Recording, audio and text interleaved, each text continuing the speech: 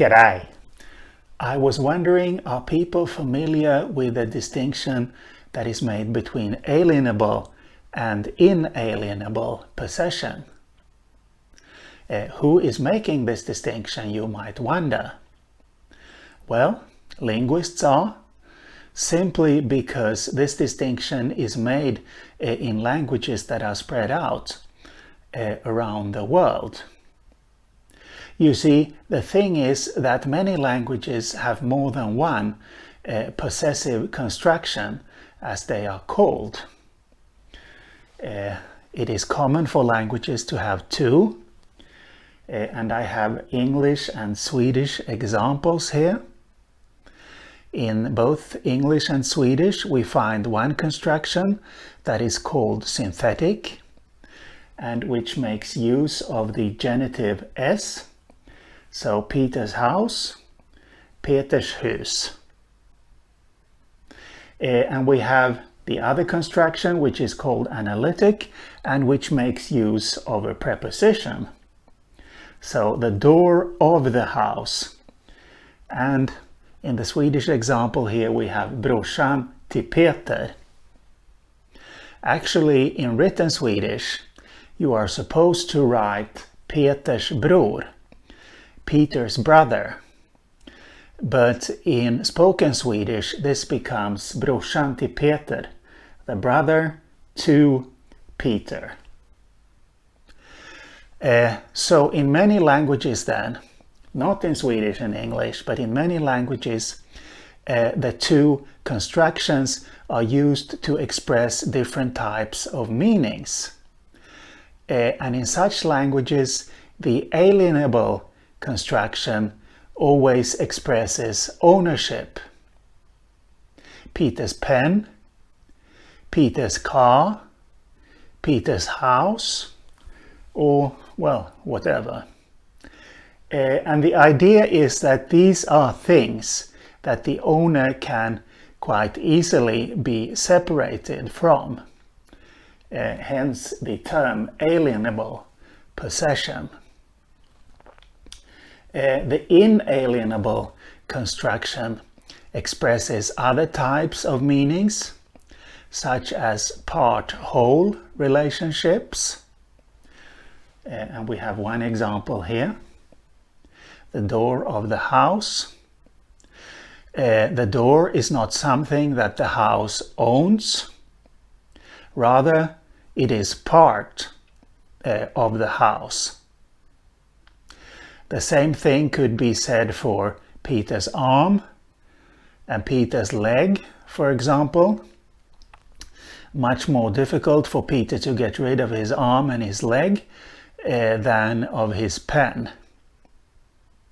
So part-whole relationships, among other things, we also find kinship, Peter's uncle and Peter's sister, for example.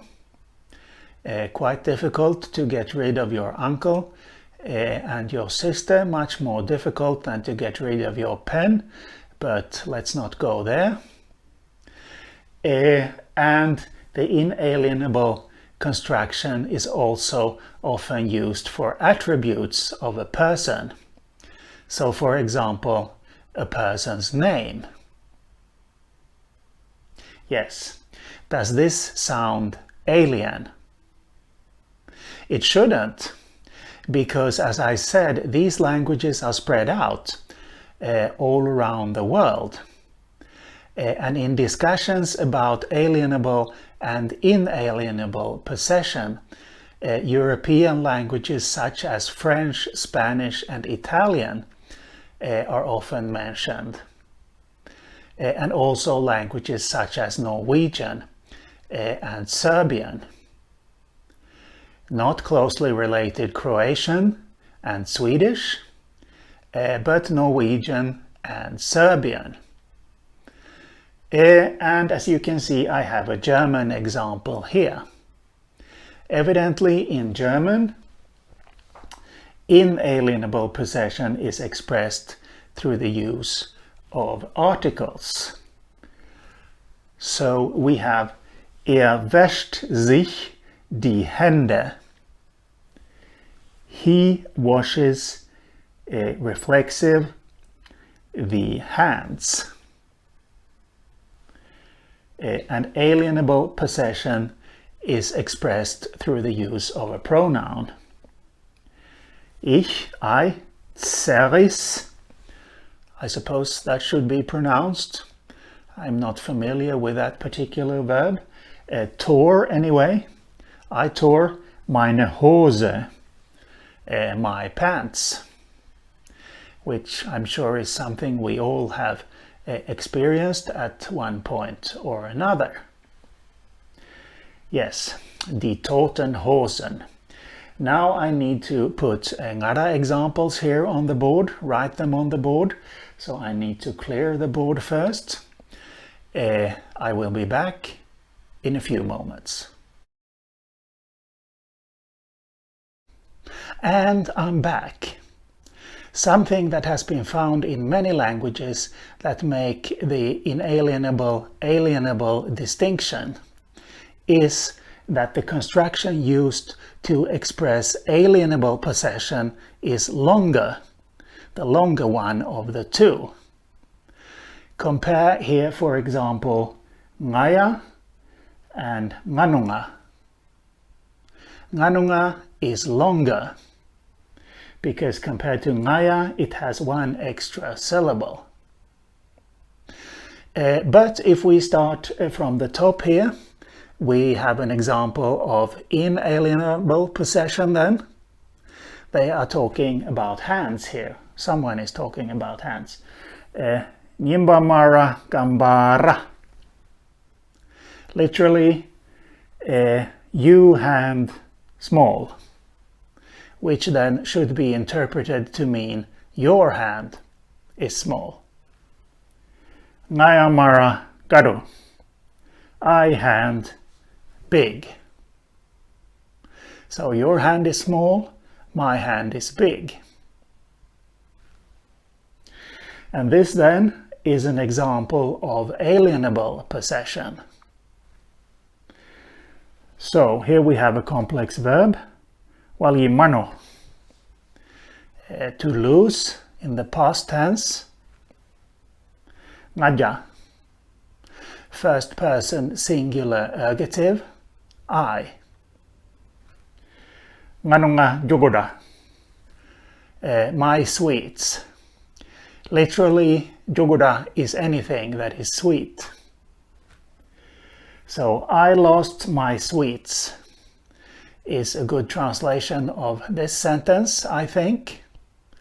And as I said, the first person singular genitive form here is one syllable longer than the nominative form up here. Now, something that is interesting is that there are a number of examples like this one in the database. They are not in the majority, but there are a number of these examples. This is also alienable possession because pirjada means vehicle. So pirjada nganu should be interpreted to mean my vehicle. But obviously this is not the genitive form. This is in fact the dative form. And you see, the thing is that the singular pronouns of Ngarla, first, second and third person singular, are the only pronouns and indeed the only nominals in the language that have distinct dative and genitive forms. All other pronouns and nominals have one and the same form that is used for both functions. But here they are using dative in the same way that they would use the combined form for non-singular pronouns and other nominals. So this is interesting. So my vehicle anyway. Ngarla. This is a bit difficult for me to say. Ngarla. So ngarla. Bog. Ergative. Case marking. Wirimano, a complex verb that means to hold tight in the past tense. So the bog held my vehicle tightly. Now, another thing that is really interesting, I think, and a bit surprising, is the fact that when kinship is expressed, when you're talking about your relatives, the longer construction is always used. So this is alienable possession. Why don't you use inalienable possession here, is my question. I find this a bit odd. So here we have Manongallu Malyangu, my ergative, father ergative. Nganya, me, first person singular accusative.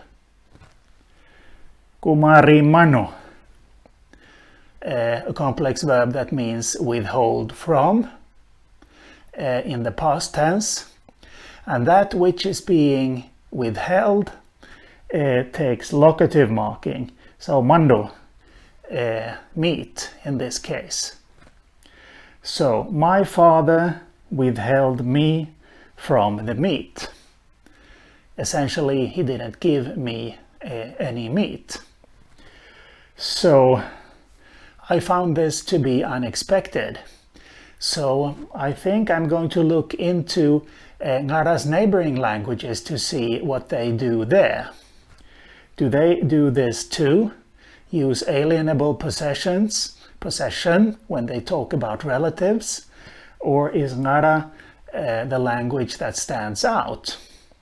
I will be back with more information about this in the next video. So, see you later.